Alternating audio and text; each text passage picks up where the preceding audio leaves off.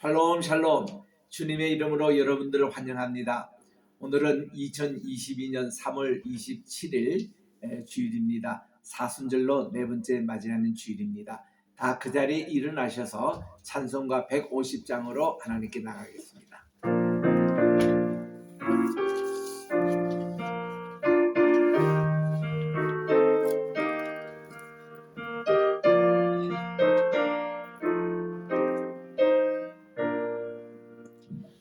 갈보리 산 위에 십자가 섰으니 주가 고난을 당한 표라.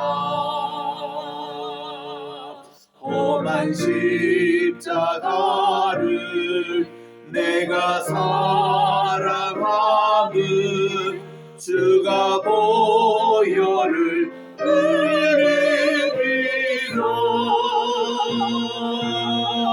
죄 웃은 이를 얻기까지 주의 십자가 사랑하리.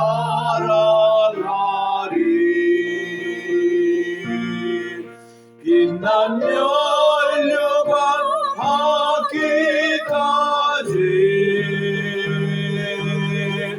험한 십자가 붙들겠네.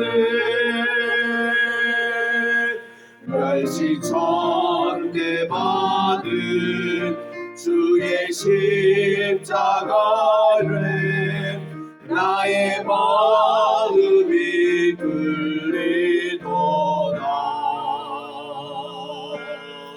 귀한 어린 양이 세상 죄를 지고 험한 십자가 지셨도다. 죄 웃은 이를 얻기까지 주의 십자가 사랑하리. 빛난 면류관 받기까지 험한 십자가 붙들겠네. 험한 십자가에 주가 흘린 피를 믿는 마음으로 바라보니 나를 용서하고 내 죄 사하시려 주가 흘리신 보혈이라.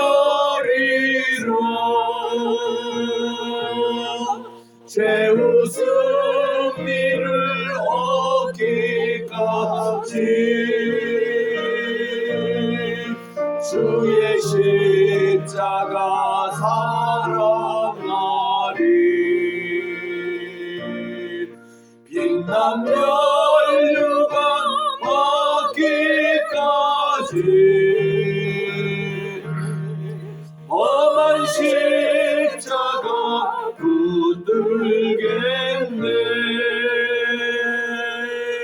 주님 예비하신 나의 본향 집에 나를 부르실 그날에는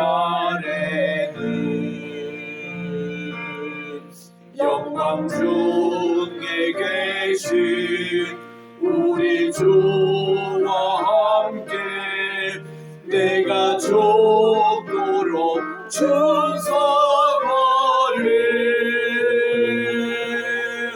죄 웃은 이를 얻기까지 주의 십자가 사랑하리. 빛난 면류관 받기까지 십자가 붙들겠네.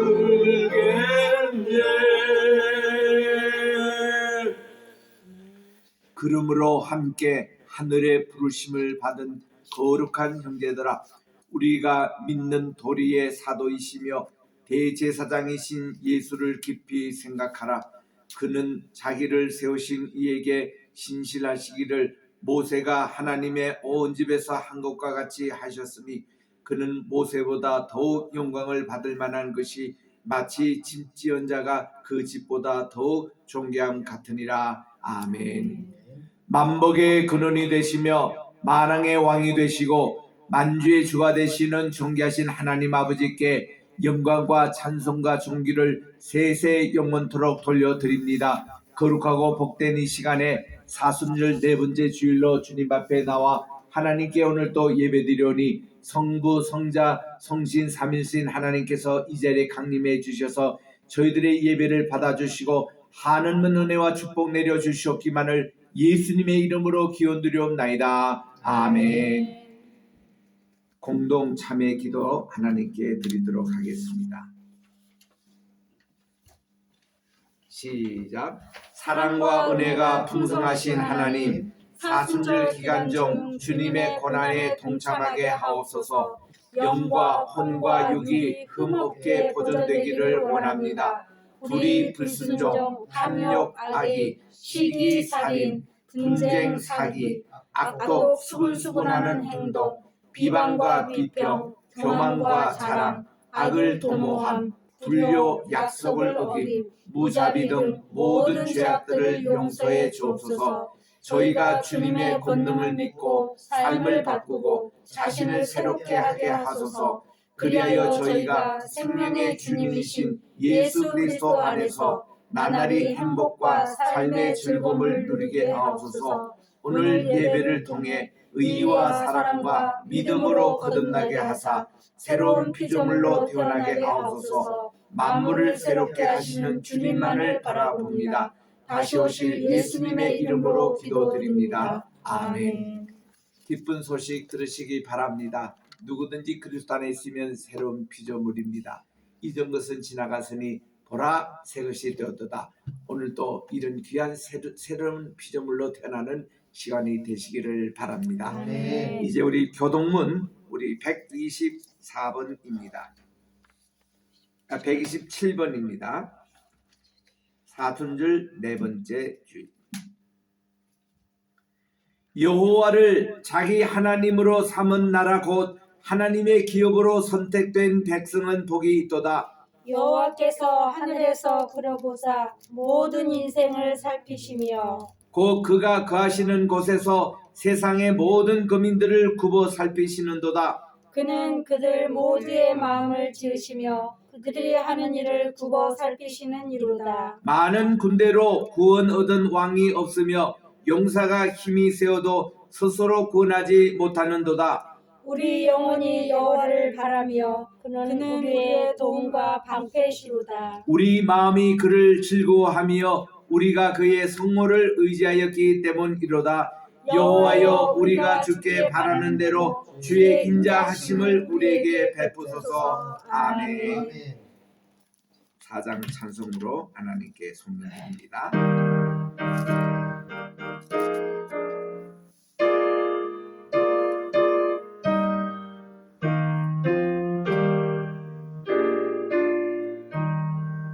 성부 성자와 성신 영원히 영광 받으옵소서. 태초로 지금까지 또 길이 영원 무궁 성삼위께 영광. 아멘. 착석하시고 기도드리겠습니다.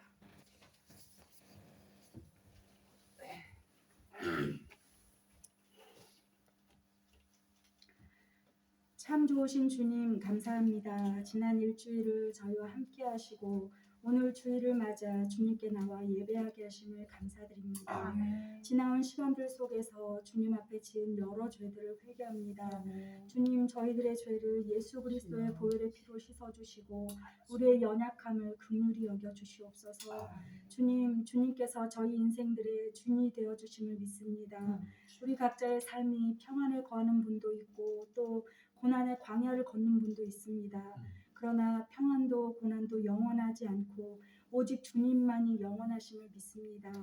평안할 때 주님께 찬양하고 고난 가운데 낙심하지 않고 기도하며 주님께 더 가까이 나아가는 시간들이 되게 하시고 결국에는 좋게 하시는 주님을 기대하는 시간들이 되게 하여 주시옵소서. 아멘. 이 세상은 잠시 잠깐이요 주님의 나라는 영원함을 기억하고 이 세상의 뜬구름을 손에 잡으려 하지 않고 영원하신 주님의 손잡고 하루하루를 살아가는 저희들의 삶이 되게 하여 주시옵소서. 아멘. 주님, 지금 우리나라에 코로나로 인하여서 많은 어려움 가운데 있습니다. 코로나에 걸려 고생하는 분들에게 치유의 은혜를 주시고 아멘. 코로나가 속히 종식되도록 은혜를 주시옵소서. 아멘. 주님, 이제 이 나라에 새 대통령을 당선시키셨고 다음 정권이 준비되어져 가고 있습니다. 주님께서 하나님을 경외하고 국민들을 진심으로 섬기는 지도자를 세워주시옵소서. 경제적으로 또 정신적으로 어려움을 당한 국민들도 너무나 많습니다. 경제적 어려움에 있는 자들에게는 필요를 채워주시고 정신적으로 힘든 자들에게는 하나님께서 그 마음을 어루만져 주시고 치유해 주셔서 주님이 주시는 평안을 누리게 하여 주시옵소서. 아멘. 주님, 한국 교회를 기억하여 주시옵소서.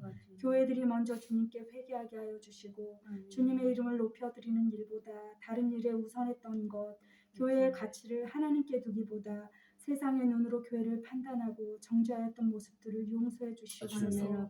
교회가 온전히 주님을 바라보고 주의 이름을 높여드리고 영혼들을 구원하며 주님께로 가까이 나아가도록 돕는 일에 힘쓰게 하여 주시옵소서. 아멘. 코로나로 고통 가운데 있는 교회들을 기억하시고 각 교회들마다 필요한 은혜들을 주님 채워주시옵소서. 아멘. 세계 곳곳에 나가 주의 복음을 전하는 선교사님들과 가족들을 기억하여 주시옵소서. 주여. 복음이 전하여지는 곳곳마다 영혼권의 역사가 날마다 있게 하여 주시고 복음을 듣고 주님을 영접하는 자들이 삶의 예배자들이 되어 주님께 영광 돌리게 하여 주시옵소서. 아멘. 선교사님과 가족들의 건강과 경제적인 필요들을 넉넉히 채워주시옵소서. 선교 현장에 나가지 못하는 성도들도 기도로 물질로 선교사들을 돕게 하여 주시옵소서. 주님, 우리에게 예배할 수 있는 장소를 제공해 주신 황인시 로펌을 기억하여 주시옵소서. 주님의 나라 확장을 위해 애쓰시는 그 수고를 주님께서 알고 계십니다. 주님께서 이곳을 통해 영광 받아 주시고 아멘. 지경을 넓혀 주시고 아멘. 더욱 주님께 쓰임 받게 하여 주시옵소서. 아멘. 주님, 우리 겟세마네 교회와 신학교, 선교회를 기억하여 주시옵소서. 하나님께서 지금까지 인도해 주셨고 주님께서 앞서 일해 가심을 눈으로 보게 하여 주심을 감사드립니다. 아멘. 주님께서 세우신 목적 그대로 쓰임받게 하여 주시고 아멘. 언제나 주님이 주신 첫 마음을 기억하고 주님의 영광을 위해 쓰임받을 수 있도록 주님 도와주시옵소서. 아멘. 주님, 주님을 알지 못하고 만나지 못한 영혼들을 보내주시고 이곳을 통해 주님을 만나고 영혼 구원받고 주님의 자녀로 살아갈 수 있게 하여 주시옵소서. 아멘. 우리 윤사무엘 목사님을 기억하여 주시옵소서. 하나님께서 영육간에 강건함을 주시고 주님의 일을 하실 때 성신님께서 역사하여 주시고 복음의 열매들이 날마다 있게 하여 주시옵소서. 이 시간 주님께 드려지는 이 예배가 온전히 주님께 상달되어지고 주님 기뻐하시는 예배 되기를 원합니다. 주님 사랑합니다. 감사합니다. 예수님의 이름으로 기도드립니다. 아멘.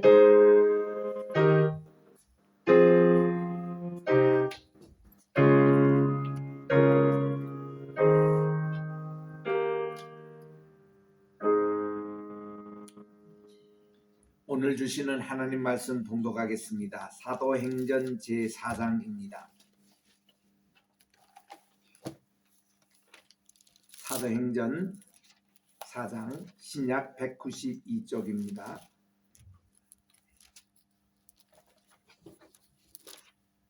제가 5절부터 9절에 읽을 테니까 10절 같이 합독해 주시기 바랍니다. 사도행전 4장 5절부터 9절 제가 읽습니다. 10절 합독입니다. 이튿날 관리들과 장로들과 서기관들이 예루살렘에 모였는데 대제사장 안나스와 가야바와 요한과 알렉산더와 및 대제사장의 문중이 다 참여하여 사도들을 가운데 세우고 묻되 너희가 무슨 권세와 누구의 이름으로 일을 행하느냐. 이에 베드로가 성령이 충만하여 이르되 백성의 관리들과 장로들아, 만일 병자에게 행한 착한 일에 대하여 이 사람이 어떻게 구원을 받았냐고 오늘 우리에게 질문한다면 너희와 모든 이스라엘 백성들은 다 알라. 너희가 십자가에 못 박고 하나님이 죽은 자 가운데서 살리신 나사렛 예수 그리스도의 이름으로 이 사람이 건강하게 되어 너희 앞에 섰느니라. 아멘. 특송 읽겠습니다.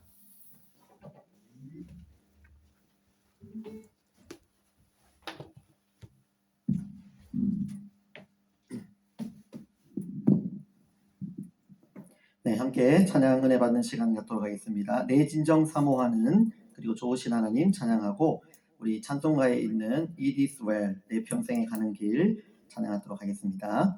함께 은혜 받는 시간 되도록 하겠습니다.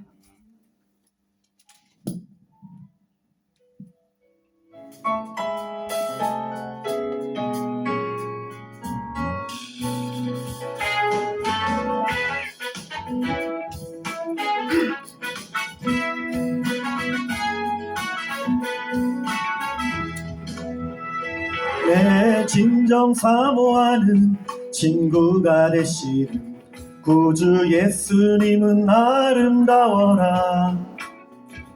산 밑에 백합화요 빛나는 새벽별 주님 영원할 길 아주 없도다. 내 맘이 아플 적에 그 위로 되시며 나 외로울 때 좋은 친구라. 주는 저 산 밑에 백합 빛나는 새벽별 이 땅 위에 비길 것이 없도다. 내 몸의 모든 염려 이 세상 고락감 항상 같이 하여 주시고 시험을 당할 때에 악마의 계교를 즉시 물리치사 날 지키시네. 아멘. 온 세상 날 버려도 주 예수 안 버려 끝까지 나를 돌아보시니. 주는 저 산 밑에 백합 빛나는 새벽별 이 땅 위에 비길 것이 없도다. 하나님 주는 나를 영원토록 기르시는 목자. 나는 그를 따라가는 작은 자 병잡고 나를 사랑하는 주님 계셔. 두렵 잡고 주를 따라가는 내가 있어. 나의 산성 나의 방패 요새 힘이 되신 주를 영원토록 찬양의 초원으로 인도하는 주를 항상 의지해요. 내 영혼 먹이시는 그네 누리고 나 친히 주를 뵙기 원하네. 주는 저 산 밑에 백합 빛나는 새벽별 이 땅 위에 비길 것이 없도다. 내 맘이 아플 적에 큰 위로 되시며 나 외로울 때 좋은 친구라. 주는 저 산 밑에 백합 빛나는 새벽별 이 땅 위에 비길 것이 없도다. 우리 좋으신 하나님 다 같이 사용합시다. 좋으신 하나님 좋으신 하나님 참 좋으신 나의 하나님. 좋으신 하나님 좋으신 하나님 참 좋으신 나의 하나님. 우리 영어로 할까요? God is so good. God is so good. God is so good. God is so good. God is so good. so good to me. 다시 한번 우리 God is so good. God is so good. Hallelujah. God is so good. God is so good. He's so good to me. 참 좋으신 나의 하나님.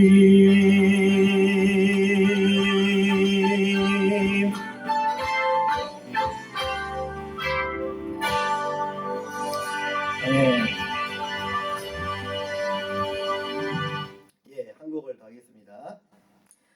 우리 내 평생에 가는 길이라는 찬양인데 이게 힐송의 영어로 찬양이 있습니다. 함께 같이 우리 또 찬양을 은혜롭게 드리도록 하겠습니다.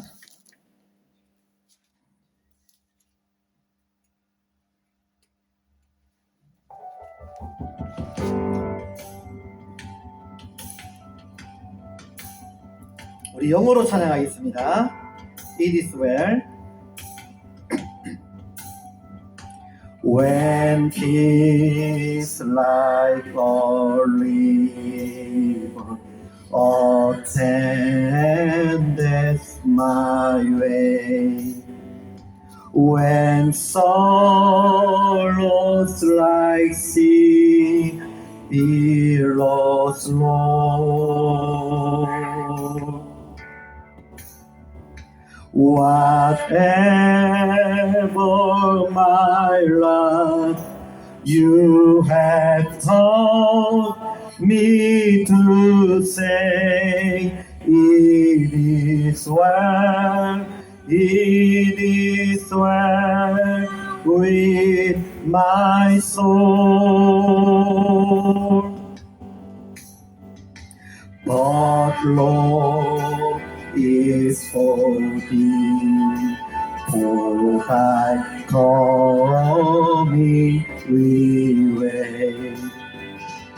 The sky not afraid is our hope.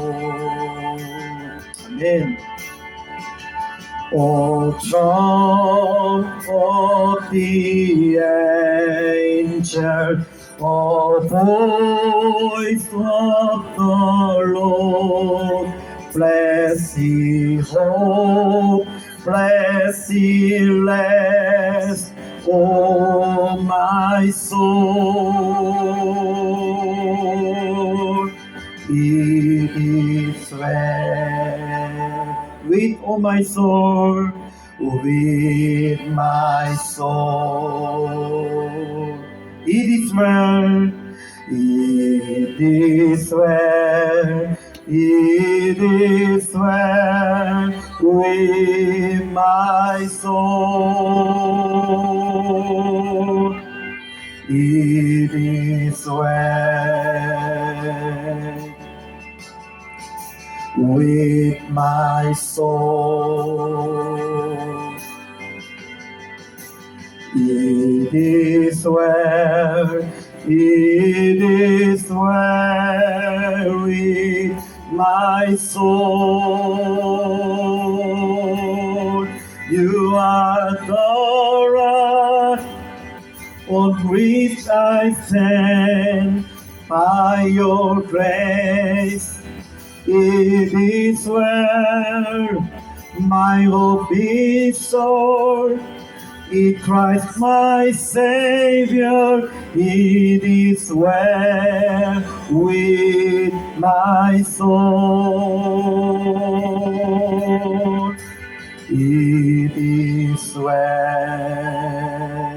with my soul, with my soul. It is well, it is well with my soul. You are the rock on which I stand, by your grace. It is well, my hope is sure. In Christ my Savior, it is well with my soul. You are the light on which I stand by your grace. It is well, my hope is sure. In Christ my Savior, it is well with my soul.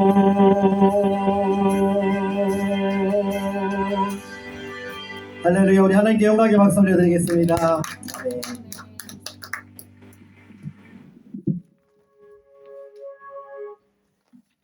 기도하겠습니다. 내 입술의 모든 말과 내 마음의 묵상이 주님께 연락되기를 원하네. 오늘도 준비된 귀한 말씀 위에 성신님의 기름을 부어주셔서 하나님이 말씀을 받는 우리의 마음의 심령에 옥토바토로 만들어 주셔서 30배, 60배, 100배의 귀한 결실을 맺는 복된 시간 되게 도와주시옵기만을 예수님의 이름으로 기도드립니다. 아멘. 할렐루야. 아멘. 오늘 귀한 주일날 또 주님께 나와서 사순절 네 번째 주일로 지킵니다. 우리 오늘은 지난 시간에 이어서 사도행전 제4장을 강의하도록 하겠습니다. 우리 3장과 4장은 연이어진 사건으로 가장 이렇게 한 사건으로 길게 다루는 성경 구절이기도 합니다. 성전 앞에 매일 구걸하면서 앉아있던 안전뱅이가 나사렛 예수님의 이름으로 일어난 이 사건으로 인해서 수많은 사람들이 놀라워했고, 그리고 베드로의 설교를 듣기 위해서 솔로몬 행각에 모였습니다. 이 베드로는 이 사도행전 들어서서 두 번째로 대중 설교를 했습니다. 나사렛 예수님의 부활을 담대하게 전했습니다. 이 말씀을 듣고 있던 사두개인과 또 이제 유대인의 지도자들이 두 사도들을 체포를 한 얘기가 오늘 4장 1장의 시작입니다. 4장 1절을 읽습니다. 사도들이 백성에게 말할 때에 제사장들과 성전 맡은 자들과 또 사두개인들이 이르러 백성을 가르침과 예수님을 들어 죽은 자 가운데서 부활하는 도 전함을 싫어하여 그들을 잡으니 날이 이미 저문 거로 이튿날까지 가두었다. 그렇게 말씀하고 있습니다. 예수님 당시에 유대인들 가운데 특별히 유대교 내에는 네 가지 분파가 있었습니다. 바리새인파가 있었고요. 한 6천 명이 됐다고 그래요. 그리고 사두개파가 있었고 한 200명이 있었다고 그럽니다. 그리고 열혈당원이 있었어요. 그들은 무력으로 이 이스라엘을 독립시키는 그런 운동을 하는 타에서 항상 검을 가지고 있었습니다. 칼을 가지고 있었습니다. 예수님 제자 가운데도 시몬이라는 자가 이런 열혈당원 출신입니다. 그리고 네 번째가 에세네파라고 있었는데 이들은 금욕 생활을 했던 분으로 특별히 어떤 그들이 수도원 같은 것을 이루고 하나님 나라가 임박한 그 운동을 하고 있었던 네 가지 분파가 있었습니다. 그 중에 이 사두개파라는 사람들은 누구냐면은 성전 예배를 주도했던 대제사장 가문 중심한 사람들이었습니다. 사두개인의 그 조상이 누군가 하면 사독이라고 그래요. 사독은 아시죠? 그 다윗 때에 대제사장 있던 분이 아비아달과 사독 두 사람이 있었습니다. 근데 이 사독이라는 이분이 아론 계열의 대제사장이었습니다. 정통 그런 대제사장의 가문이었죠. 이런 사두개인이 어디부터 시작된 거니 BC 164년에 예루살렘이 이제 저들이 해방이 됐어요. 시리아 군대를 통해 가지고 3년 반 동안 마카비 운동이라는 독립운동을 통해서 저들이 해방됐습니다. 그래서 예루살렘 성전이 제우스 신전화됐던 것을 다시 찾고 그리고 성전을 재봉헌을 했습니다. 이거를 하누카 절기라 그래요. 그 이후로 이스라엘이 시리아로부터 독립을 해가지고 한 100여 년 동안 로마에 함락되기 전까지 그들은 독립을 누렸습니다. 이때에 이 정부, 이 정치를 누가 할 것이냐 회개해서 두 가지 안이 생겼습니다. 우리는 이 정치를 참여할 것이다 라고 하는 사람이 사두개인이었습니다. 그게 사독 대제사장의 후예들, 대제사장들 이제 가문이었죠. 그리고는 우리는 정치하고는 관계없다. 우리는 종교생활만 열심히 힘쓰겠다. 경건생활, 금욕주의 그리고 구제사업에 힘쓰겠다 하고 떨어져 나간 파를 바리새인이라 그럽니다. 그래서 히브리 말로 페리스라는 것은 separate, 어느로부터 분리됐다라는 뜻입니다. 그래서 그들이 바리새인이 된 겁니다. 바리새인들은요, 구약의 성경 가운데서 모세 오경뿐만 아니라 모든 역사서와 모든 선지서, 신문서 전체를 오늘날 우리가 믿는 39권 구약을 다 성경의 정경으로 믿던 분들입니다. 또 이 바리새인들은 천사의 존재를 믿었어요. 또 부활이 있다라고 하는 것을 믿은 것이 바리새인이었습니다.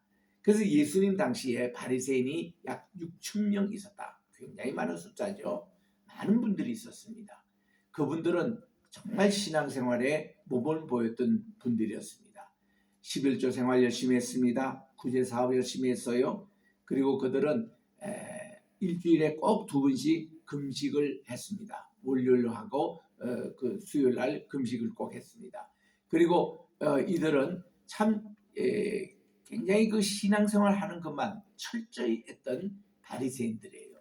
많은 분들이 예수님과 바리새인들 사이에 그렇게 사이가 좋지 않았다라고 얘기하는데 그거는 그냥 하는 얘기입니다. 아니에요. 예수님도 이 바리새인들을 굉장히 높이 평가하셨습니다. 너희들이 우리 마태복음 23장 23절에 보니까 이 바리새인들이 하는 11조 생활 그리고 교회, 기도 생활 이거 꼭 본받아라는 거예요. 정말 저들 율법에 보면 그야말로 흠이 없이 그렇게 하는 이런 생활을 본받아라는 겁니다. 그러나 너희들이 그런 형식적인 것만 아니라 율법에 더 중한 바 의와 인과 신 이것도 행해라고 우리 주님께서 가르칠 정도로 바리새인들 칭찬하셨습니다. 그리고 바리새인들도 예수님을 사실 존경하고 배우려고 했습니다. 그 중에 대표적인 분이 니고데모라는 분이었습니다. 이분은 밤중에 예수님께 찾아와서 신앙 상담을 했던, 그리고 이 니고데모는 그때에 주님으로부터 2가지 중요한 말씀을 드렸죠. 너희가 그야말로 물과 성신으로 거듭나지 아니하면 하나님 나라에 들어갈 수 없다. 그 말씀 속에서 그가 정말 거듭나게 됐고, 그리고 하나님이 세상을 이처럼 사랑하사 독생자를 주셨으니 누구든지 저를 믿는 자는 멸망치 않고 영생을 얻게 하리라는 요한복음 3장 16절의 이 말씀을 이 바리새인인 바로 이 니고데모에게 주신 말씀이었습니다. 그래서 이런 니고데모가 있었습니다. 또 시몬이라는 바리새인이 예수님을 식사 초대까지 했습니다. 이래서 바리새인들도 다 마음적으로는 예수님을 존경하고 그랬어요. 또 예수님 부활을 또 증거하시니까 바리새인들은 그 부활을 믿었잖아요. 이랬습니다.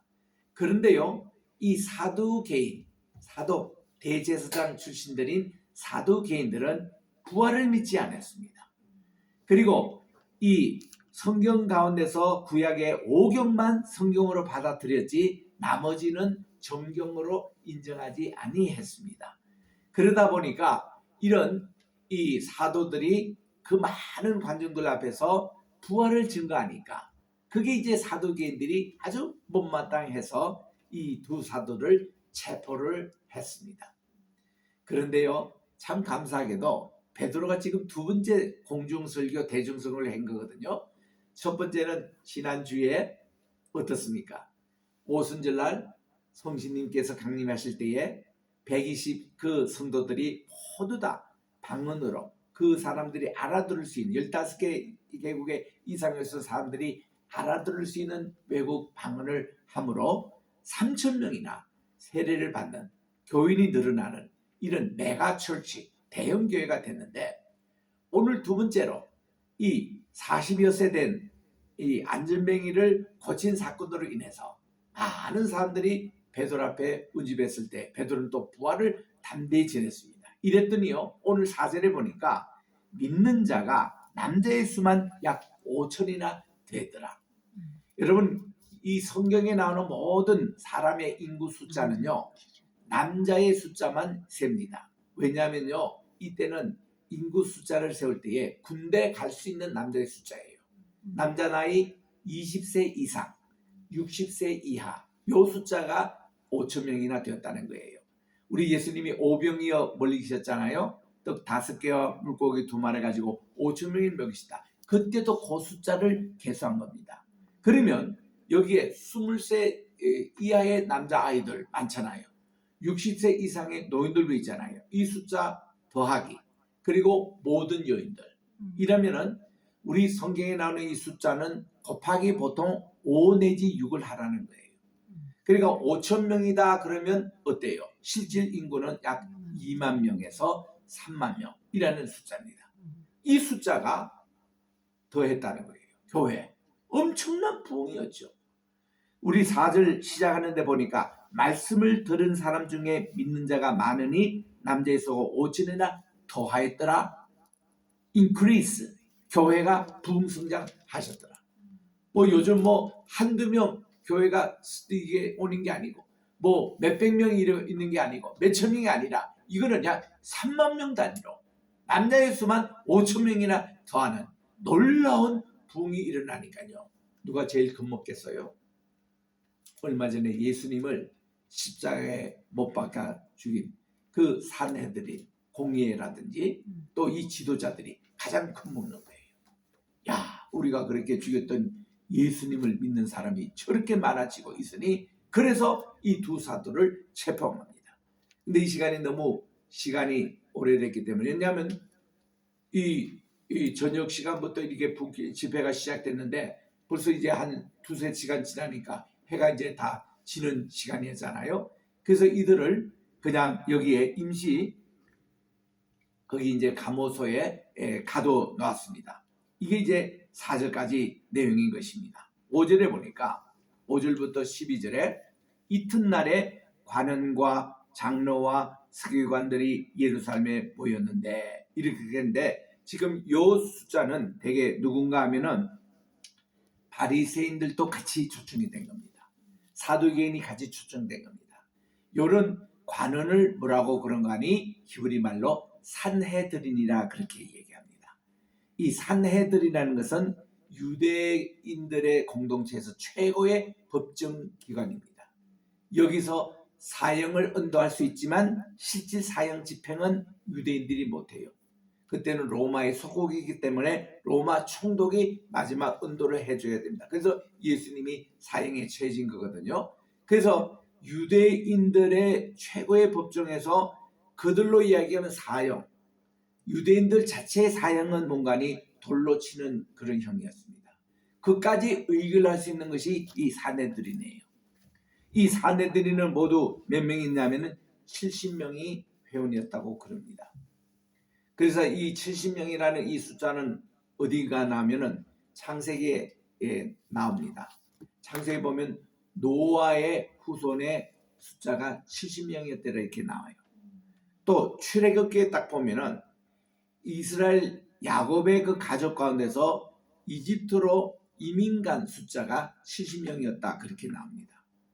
또 모세가 하나님의 말씀을 받을 때에 호렙산에서 그를 도왔던 장로의 수가 70명 장로가 모세를 도왔더라. 여호수아와 장로와 더불어 그렇게 나옵니다. 그 이스라엘의 공동체 지도자들 수가 70명 장로. 이 숫자에서 나와서 신약 시대에도 유대인들의 최고의 법정이 70명 수로 그들이 구성이 되어 있었습니다. 이때 의장은 누군가니 그 해에 대제사장이 의장이 됐던 그런 숫자입니다. 이게 이제 6절에 보니까 그 대제사장 이름이 안 났습니다. 그리고 가야바와 요한과 알렉산더 및 대제사장이 문중할 때 여기서 나오는 그 다음 세 사람의 이름은 누구가니 대제사장을 지냈던 분들입니다. 요즘으로 말하면 정경총회장 하여튼 그런 레벨이 있는 분들입니다. 구약시대는요, 대제사장이 한번 선출되면 돌아가실 때까지 이거를 종신이라 그러죠. 종신 대제사장이었습니다. 아론도 돌아가실 때까지 대제사장이었죠. 아론의 그 대제사장직을 받는 분들이 엘리아살인데 엘리아살도 돌아가실 때까지 대제사장이었습니다. 에스라도 마찬가지였고 사독도 마찬가지였어요. 그런데 신약 시대가 시작될 즈음에 대제사장이 너무 종신제하니까 다른 또 대제사장 할 분이 줄을 서 있는데 그래서 그들이 법을 바꿨습니다. 매년 제비로 뽑아서 대제사장이 선출된 거예요.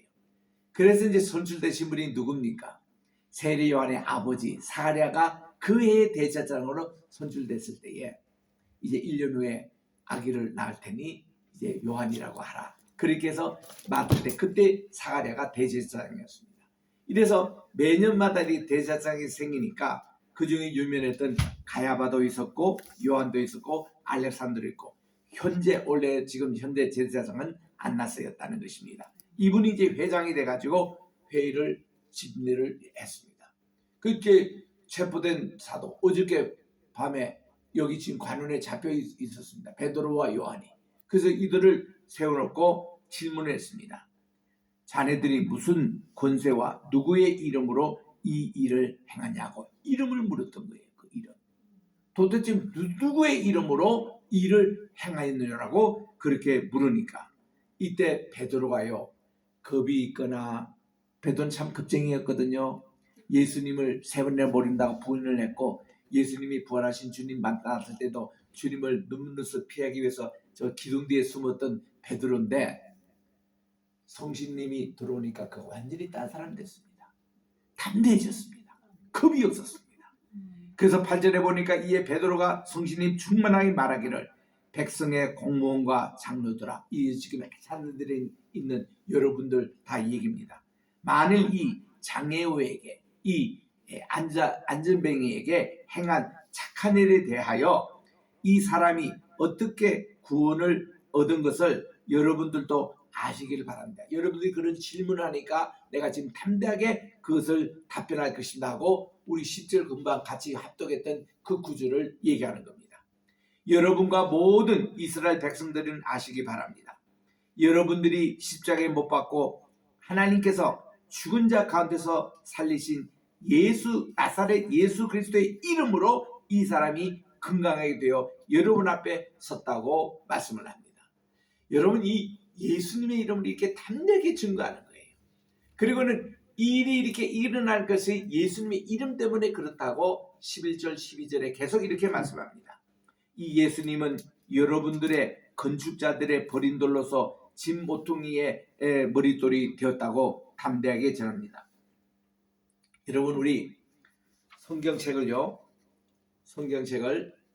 전체 이 성경책이 몇 장인가 하면은 1189장입니다.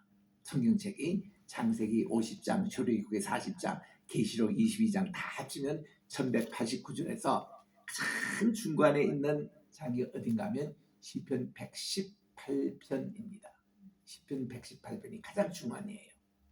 시편 118편도 참 재밌는 게 그 바로 앞에 있는 117편은 2절밖에 없어요. 제일 성경에서 짧은 장입니다. 우리 애들이 학교 가기 전에 한 장은 설교 읽고 가야 된다 하면 꼭 시편 117편인 거예요.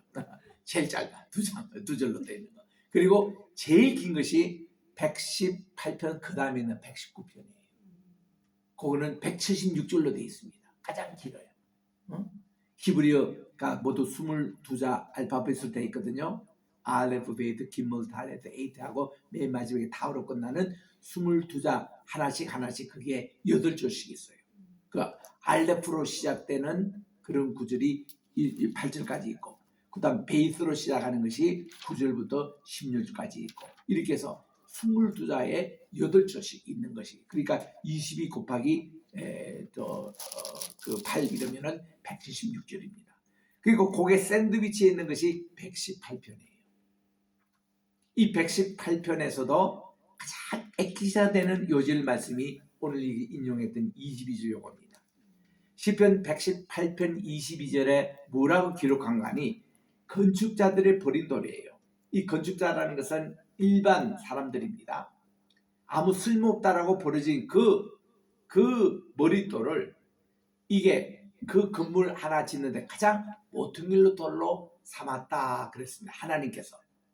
이게 바로 예수 그리스도라는 겁니다.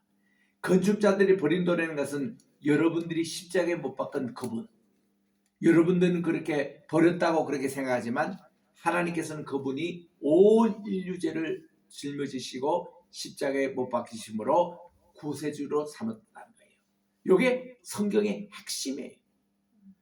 성경의 가장 중간에 있는 이 시편 118편 이 22절 요 말씀이 성경의 가장 기초돌이라 그 말이에요.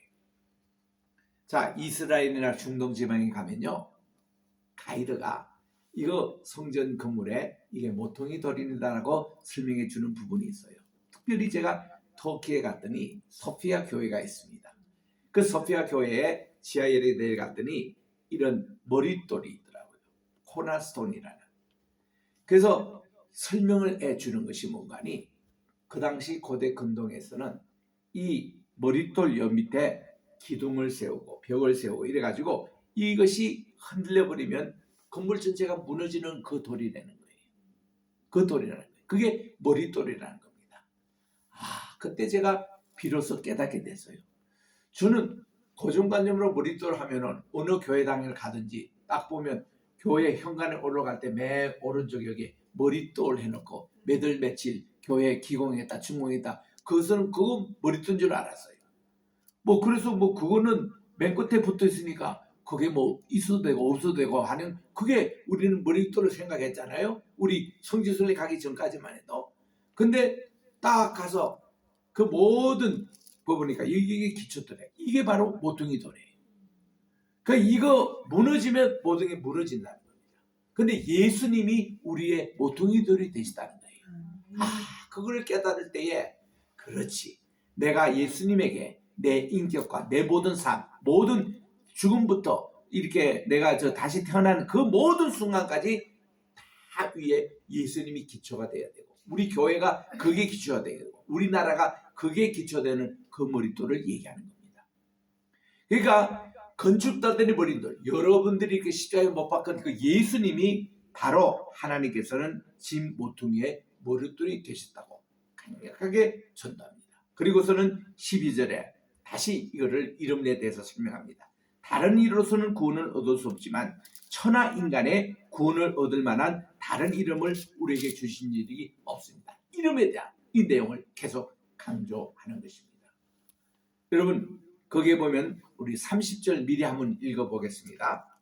우리 사도행전 거기에 4장 30절에도 보니까 우리 같이 한번 읽어보기를 원합니다. 시작. 손을 내밀어 병을 낫게 하시옵시고 표적과 기사가 거룩한 종 예수의 이름으로 이루어지게 하옵소서 하더라. 이렇게 예수님의 이름 얼마나 좋습니까?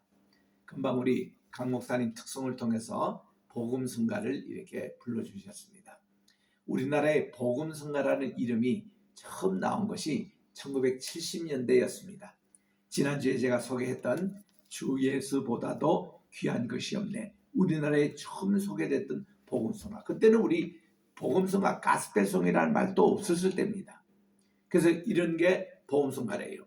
그러니까 찬송가에는 없는데 유명한 또 은혜로운 그런 찬송을 복음성가라 했습니다. 1975년도에 제가 영락 기도원에 우리 성가대 순회를 갔습니다.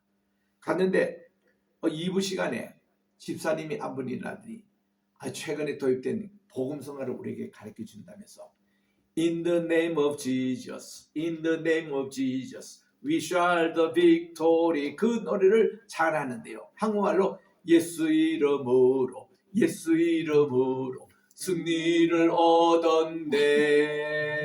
예수 이름으로, 예수 이름으로 승리를 얻었네. 예수 이름으로 나아갈 때 우리 앞에 누가 서리요. 예수 이름으로 나아갈 때 승리를 얻었네. 이 찬송을 배웠는데 얼마나 재미있던지. 그게 70년대 중반이었어요. 그러고 나서는 우리 2년 후에 장신대 가니까 우리 그 장신대 선배님 가운데 하나가 조신 하나님 그거 찬양을 만드신 거예요. 김진호 목사님이. 그리고는 우리 향하신 여호와의 인자하심과 그게 시편 117편이잖아요. 금방 제가 제일 짧게 부르던 그 찬양으로 또 나오고 그 다음에 이제 그 녹슨 새 못 자고 그죠? 그 노래며 그때부터 나온 거예요. 그리고는 주의 이름을 부르는 자는 구원을 얻으리로다. 그 예수님의 이름으로 또 주님의 이름으로 예수님의 이름 이것이 얼마나 우리나라에 그때 권세를 주고 우리에게 능력을 주고 우리에게 기적을 주고 우리에게 정말 산소만 주는지 몰라요. 예수님의 이름으로 얼마나 이 귀하신 이름. 그래서 우리 장신대 다닐 때도 우리 반에서 우리 영락 그때 기도원에 가서 이제 특송을 할 텐데 그때 이제 그 당시 98장 찬송 주 예수 그 보다 더 귀한 이름이 없네. 예수님의 이름으로 그걸로 가지고 우리 찬양을 불렀습니다. 그 예수님의 이름이 얼마나 귀하다는 거. 그때 우리 영락교회 우리 청년 영성 성경 공부반에 우리 미국에서 오신 여자 선교사님이 지도하셨는데 그분이 항상 강조하는 게 precious name of Jesus. 예수님이 그 귀하신 이름이라는 거예요. 그래서 그분은 기도 끝나고 나서도 We pray in the name of precious Jesus name이라고 이 귀하신 예수님 이름 꼭 그거를 부르셨습니다. 그래서 우리 보혈을 할 때도 precious blood이라고 그러잖아요.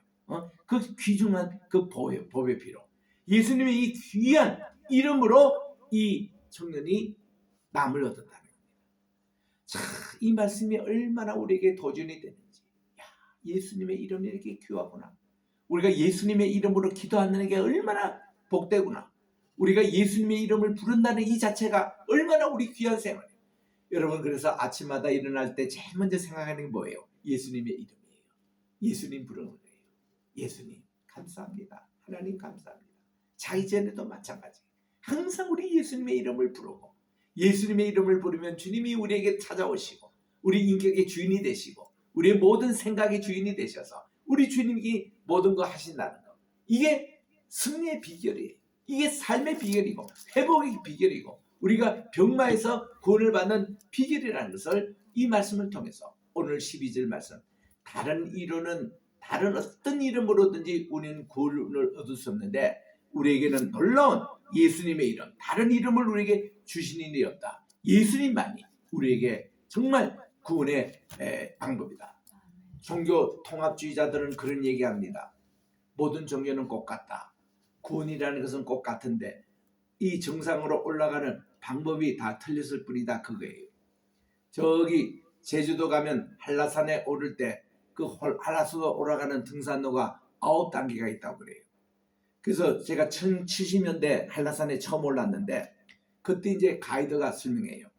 여기서 7개 등정반이 있는데 어느 코스를 택하냐 했더니 가장 높은 코스는요 전문가들이 간대요.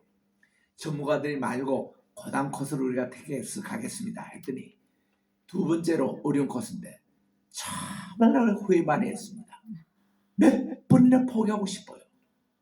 그런데 더 우리를 힘들게 만든 게 조금만 이제 올라가면은 고지에 올라가서 백록당 가서 올챙이 자겠다 하고 그걸로 신임을 올라가는데 올라가 보니까 정상이래로 또 고기가 있어. 또 얼음새가 있어. 그래 4번이나 했어. 4번. 얼마나 난코스를 탔는지 몰라요. 그런 코스를 타고 우리 좋은 점은 뭔가니 백록당 올라갔을 때의 그 참 정복감 그거는 말로 표현할 수 없습니다. 너무너무 기분이 좋거든요. 그래서 어떤 사람이 그래요. 이게 구원이라는 것은 다 똑같은데 불교로 올라가든 유교로 올라가든 이슬람 올라가든 다 구원은 같다는 거예요. 그러니까 기독교 예수님 이거 올라가는 거 그거 차이지 다른 종교 다 같다는 겁니다. 이게 종교 통합주의라고 그래요. 말이 됩니까? 근데 예수님 분명히 말씀하셨거든요. 요한복음 14장 6절에 말씀하기를 에고 에이미, 나는 나다 이거예요. 나는 내가 길이요 호도스, 그 진리요 해 알레세이야, 그리고 생명이다 해 조에. 내가 바로 에고 에이미, 내가 바로 그 길이요, 구원의 유일한 길이요, 주님이 바로 유일한 그 진리요, 주님이 유일한 생명이란 거예요. 나로 말미암지 않고서는, 예수님으로 말미암고서는 아버지의 올 자가 하나도 없다라고 말씀해 주셨어요. 이거 여러분 분명히 기억하시기 바랍니다. 디모데전서 2장 5절에도 하나님과 우리 사이 유일한 중보자는 하나뿐이라고 말씀을 하는 거예요. 사형리가 있잖아요. 사형리는 1974년도 우리나라 엑스프로 대회할 때에 그때 소개된 책입니다. 그때에 간사로 막 수고하시는 분들이 그 후에 한국교회에 붐을 일으켰던 분들입니다. 옥하는 목사님, 또 이동문 목사님, 또 저기 그 하영조 목사님, 또 이제 홍정길 목사님, 또 사형리를 번역한 구영재 선교사님, 그분은 유럽의 선교사 맞습니다. 그리고 그때 같이 자고 이제 그분들하고 제가 같이 간사로서 일할 텐데, 그때 이 상형리의 마지막 대목이 뭔가니, 사형리는 그랬잖아요. 첫째 열리는 뭔가니 우리는 다 죄인이라는 겁니다. 두 번째는 우리는 이 죄를 이렇게 죄인이기 때문에 이 세상의 모든 이 세상이 혼탁한 세상이라는 겁니다. 그런데 우리에게는 꿈이 있다는 거예요. 구원에 대한 꿈이 있다는 겁니다. 그리고 네 번째 영리가 뭔가니, 우리와 이렇게 구원이 있는 곳에 유일한 다리가 놓여져 있다는 거예요. 이 다리가 십자가입니다. 그 우리는 십자가를 통해서 가면은 우리는 구원을 얻을 수 있다는 거예요. 그 사형리를 딱 마치고서는 그 다음 결심 기도를 합니다. 주님, 제가 죄인임을 주님께 고백합니다. 저를 죄를 통해서 이렇게 구원하실 분은 예수님이 계신 것을 믿습니다. 이제 제가 예수님을 구세주로 영접하겠사오니 제가 이 구원의 길을 십자가를 통해서 건너게 해주셔서 천국에 입성하게 해주세요. 그리고는 전도하시는 분이 이제부터 가까이 있는 교회로 나가시라고 하고는 우리가 사형리 전도를 그렇게 합니다. 그거를 짧게 전도하면 5분 만에 이렇게 하고, 조금 길게 하면 한 20분 만에 하기 때문에 그때 우리는 택시 타면서도 택시 운전자에게 사형리 제시하고, 덕수궁에 제가 전도 영역이었는데 그때 우리 그 훈련을 받고 덕수궁 거기서 산책하는 분들, 노인분들, 이런 분들에게 전도를 했습니다. 이 사형리 전도가 참 효과가 있거든요. 그 마지막에 뭔가니 우리와 하나님 사이에 유일한 통로, 구원의 길은 십자가밖에 없다는 것을, 이것을 강조하는 거예요. 그러니까 다른 이로는 구원을 받을 수가 없는 거예요. 오로지 예수님밖에는 우리에게 구원을 주실 분이 없다라고 이렇게 설명을 하는 것입니다. 13절에 갑니다. 그들이 베드로와 요한이 기탄 없이 말함을 보고 그 본래 학문 없는 범인으로 알았다가 이상히 여겼습니다. 여러분, 이 사내들이니 다 지성인 아닙니까? 당대 최고 사람들이었습니다. 그 당시는 로마 시대이기 때문에 로마 시대에서는요, 누가 가장 존경받고 부름을 받은 감이 웅변자라는 사람이었어요. 웅변술, 레토릭스라고 합니다. 그 우리도 어릴 때 말이죠, 웅변자라고 했어요. 그때 우리는 어릴 때 웅변은 방공에 대한 웅변이었습니다. 때려잡자 누구와 그런 거 있잖아요. 나는 뭐가 누구야 싫어하는 그런 이제 웅변을 우리가 열심히 했는데, 그 웅변이라는 것은요, 항상 보면은 강조할 때 이 진짜 강조할 것은 앞에 조그만 소리를 했다가 확 소리를 지를 때 더 이제 효과적이라고. 얼마나 우리 웅변을 연습했는지, 바다에 파도 소리 있는데 거기 가서 소리를 꽉 질러가지고 내 소리가 상대방에게 들리도록 그렇게 해야 된대요. 우리 그 훈련을 받았습니다. 정말 이게 목에서 막 피가 토할 정도로 그렇게 했는데, 이 훈련법이요, 그 당시 로마 시대 때에 수사 공부 때 나온 그런 교과였어요. 그때 이분들이 웅변술을 할 때 그렇게 훈련을 했다고 그래요. 그래서 우리는 웅변을 참 열심히 공부했거든요. 그래서 저는 웅변을 연습하기 위해서 뒷동산에 올라가가지고 이 모든 이 나무와 새와 나무, 이게 다 우리 회중이에요. 이게 우리 다 교인이라 생각하고 막 거기서도 설교를 하고 웅변술을 연습하고 이제 그랬습니다만은, 그 웅변을 잘하는 거 보면 그 당시 영웅 히로였습니다. 그런데요, 베드로와 요한이 너무 막힘도 없이 버벅거리지도 않고 기탄 없이 얘기하는 거 보고 놀랐습니다. 아니, 저 사람들이 다 범인이요, 또 저분들은 다 본관이 이 학문도 제대로 뭐 웅변학 이런 거 배운 것도 없는데 어떻게 저렇게 이 얘기를 잘하느냐, 다 이상히 생각했습니다. 여러분, 우리는 잘 알잖아요. 예수님이 하신 말씀, 너희들이 이렇게 법정에 앞으로 설 일이 있는데 그때 무슨 일을 행할 거, 무슨 말을 할 거 걱정하지 말라는 거예요. 누구가? 성신님께서 다 너희들이 말할 것을 가르쳐 주기 때문에 담대함도 주고 버벅거리지도 않고 호소하는 그런 얘기를 하기 때문에 걱정하지 말라. 지금 그 현상이 그대로 일어난 것입니다. 그때 14절에 보니 병 나은 사람이 그들과 함께 서 있는 걸 보고 비난할 말이 없습니다. 아니, 기적이 지금 일어났고 이 사람이 지금 걷고 있는데 누가 이 얘기를 하겠습니까? 그때 15절에 보니까 명하여 공에서 나가라 그랬습니다. 이 병 나은 사람도 나가고 또 이 사다들도 나가도록 그렇게 했습니다. 그리고는 16절에 이 사람을 어떻게 할고 자기들이 의논을 하는데 그들로 유명한 표적 나타난 것과 예루살렘에 사는 사람들에게 다 알려졌으니 우리가 부인할 수가 없는 거예요.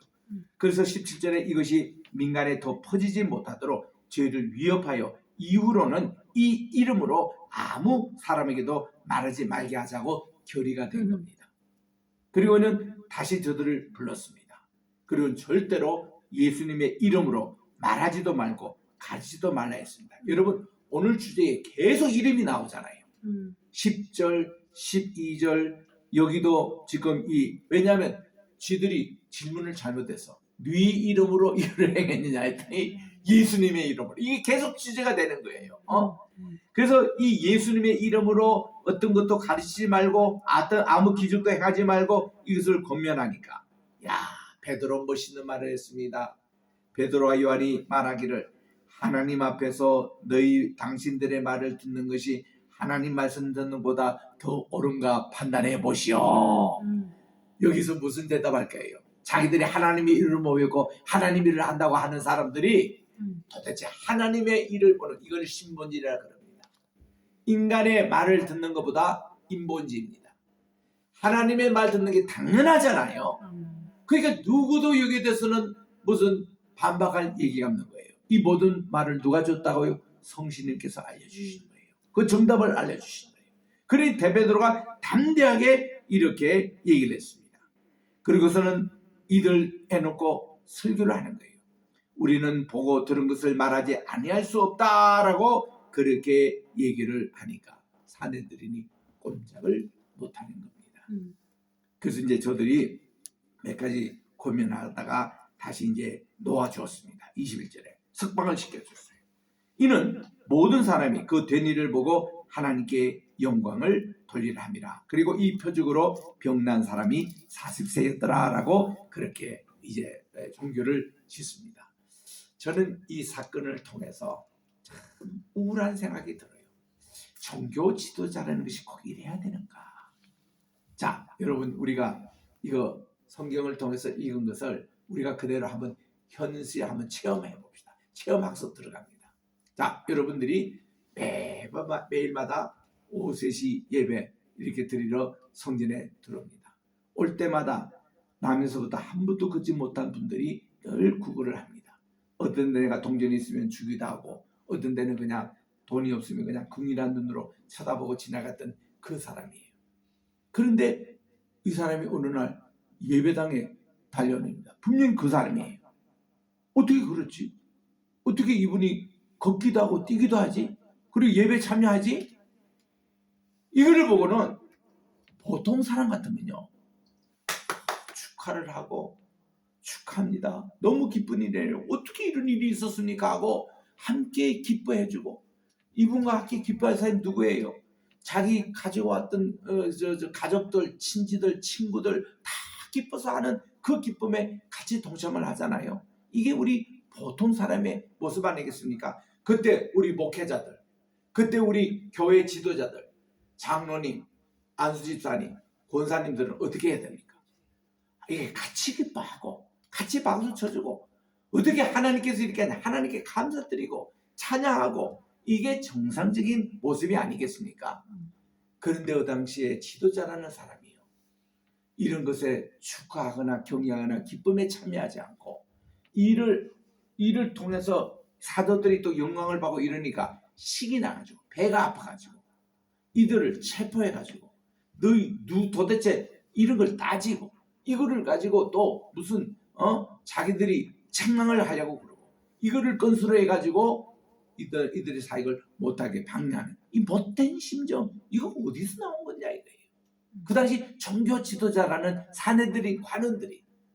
그래서 나는 이 사건을 읽을 때 참 그런 면에서 우울합니다. 우리의 모습인가 이게? 우리도 이러느냐? 우리는 함께 기뻐할 때 같이 기뻐해주고 함께 울 때 같이 울어주는 이런 공동체가 운명 공동체. 이것이 참 이 아름다운 공동체의 모습인데 지금 이들의 관원들, 사내들인 이 사람들은 그렇지 못하다는 것입니다. 그 의미에서 참 마음이 아픈 거예요. 자, 이래서 이들이 이제 석방하고 나오니까요, 가장 기뻐한 것이 교회가 이들을 기뻐하고 환영해 주는 것입니다. 이게 이제 초대교회의 모습인 거예요. 그러니까 성신님께서 임하셔서 함께 있는 분들은 22절에 23절입니다. 사도들이 석방이 됐잖아요. 그리고 그 동료에게 가서 제사장들과 장로들의 했던 일을 다 고했습니다. 그들이 그거를 듣고 일심으로 하나님께 소리 높여 말하기를 대주제여 천지와 바다와 그 가운데 만유를 지으신 분이요 또 주님의 종 우리 조상 다윗의 입을 이었다가 해서 성신님으로 말씀하시기를 어찌하여 열방이 분노하며 족속들이 허사를 경외하는고. 보세요.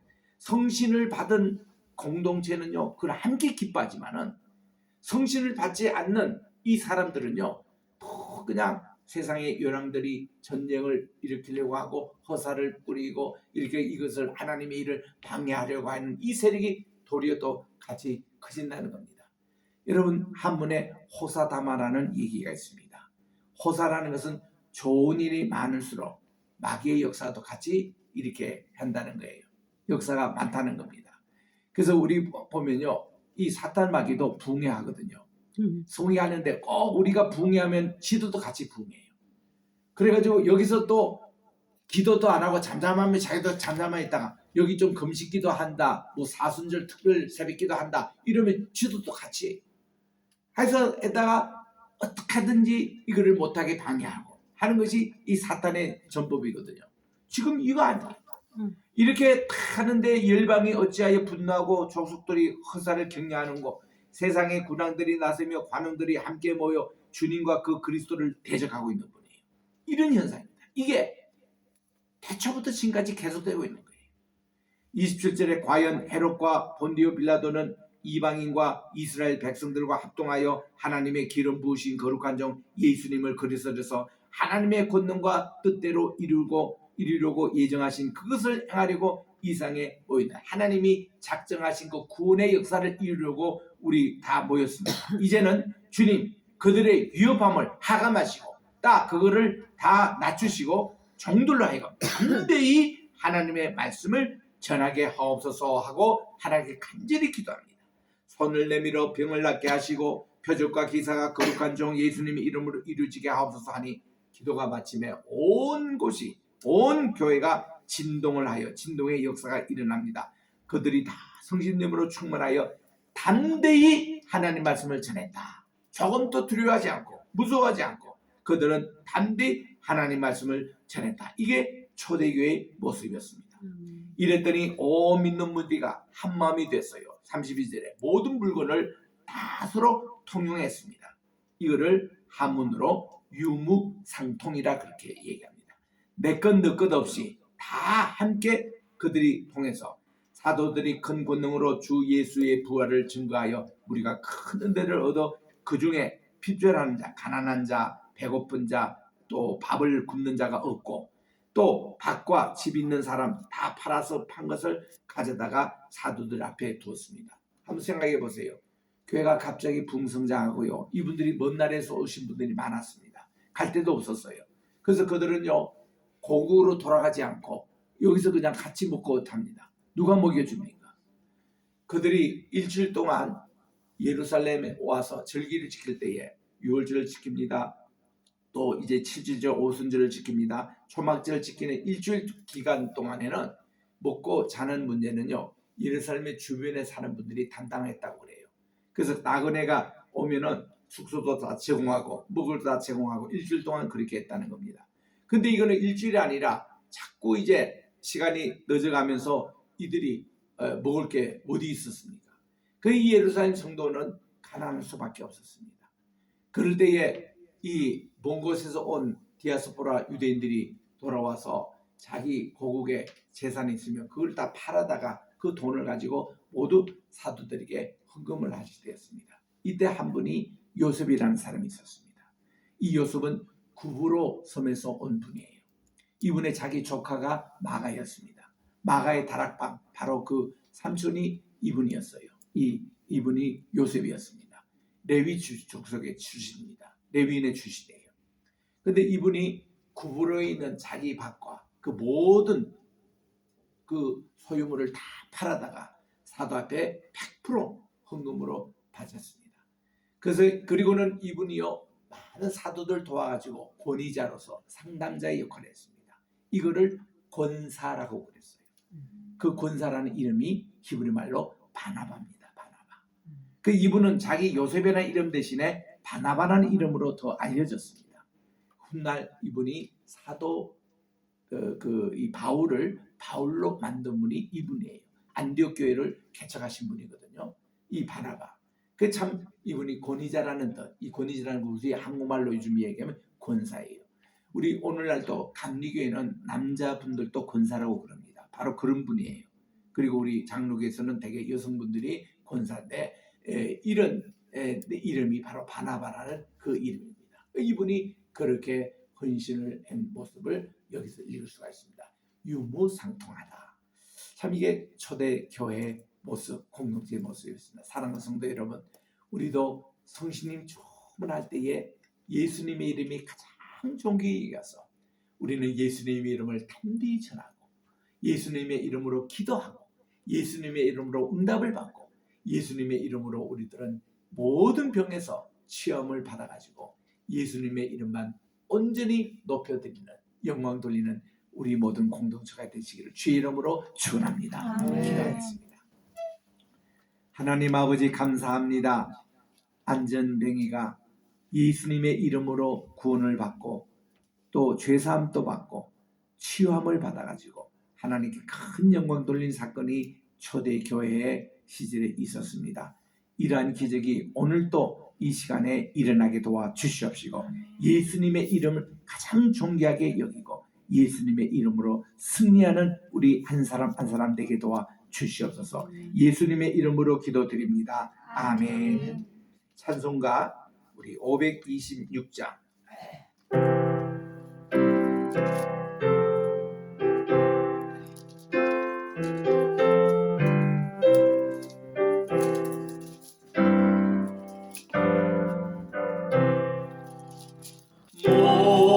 목마른 자들아 다 예래오라. 이곳에 좋은 새 흐르도다. 힘쓰고 애쓰니 없을지라도 이 샘에 오며 다 마시겠네. 이 샘에 솟는 물 강같이 흘러 온천한 만국에 다 동하네.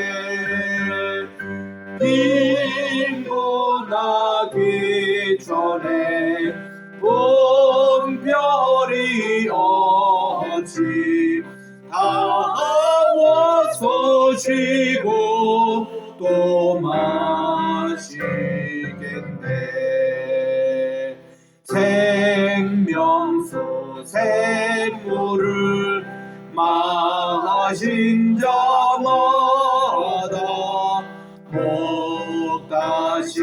마르지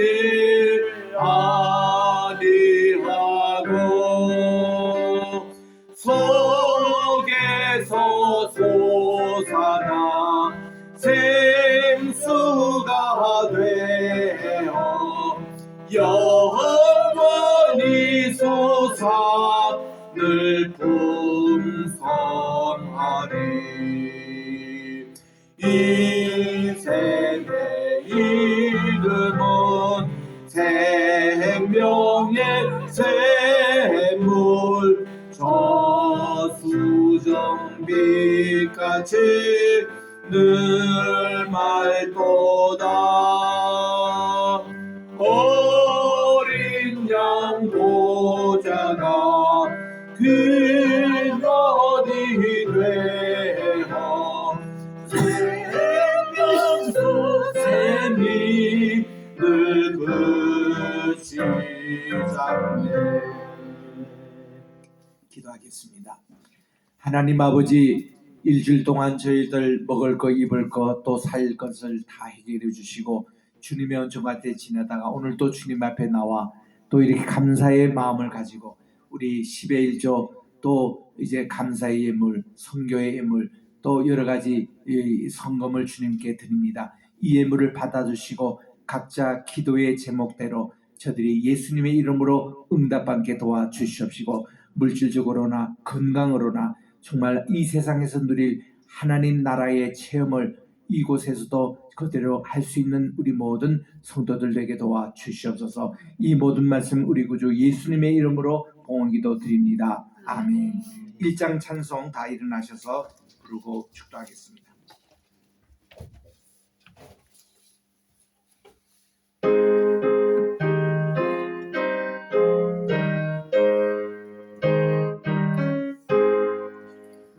만복의 근원 하나님 온 백성 찬송 드리고 저 천사여 찬송하세. 찬송 성부 성자 성체 아멘.